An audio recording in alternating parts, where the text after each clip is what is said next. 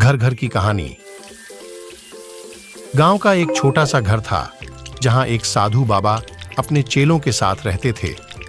इस गांव में सभी लोग साधु बाबा की सराहना करते थे क्योंकि उनका जीवन नैतिकता, साहित्य और ध्यान की ओर समर्पित था।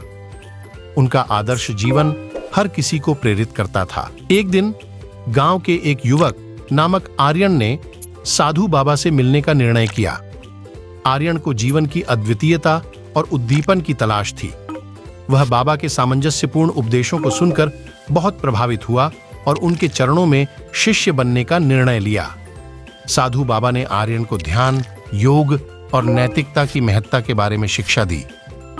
बाबा के प्रेरणादायक शब्दों आर्यन के मानवता के प्रति के भावना को बढ़ावा दिया और उसने अपने जीवन को सामाजिक सेवा में समर्पित करने का निर्णय किया। आर्यन ने गांव में स्वच्छता अभियान शुरू किया और लोगों को साफ रहने की महत्वपूर्णता के बारे में जागरूक किया। उसने स्वच्छता के माध्यम से गांव को आर्थिक और सामाजिक रूप से उन्नति की दिशा में प्रगति करने का प्रयास किया।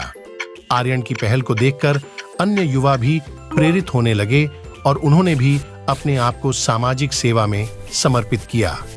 गांव का माहौल बदल गया और यह बदलाव साधु बाबा की शिक्षाओं के परिणाम स्वरूप हुआ।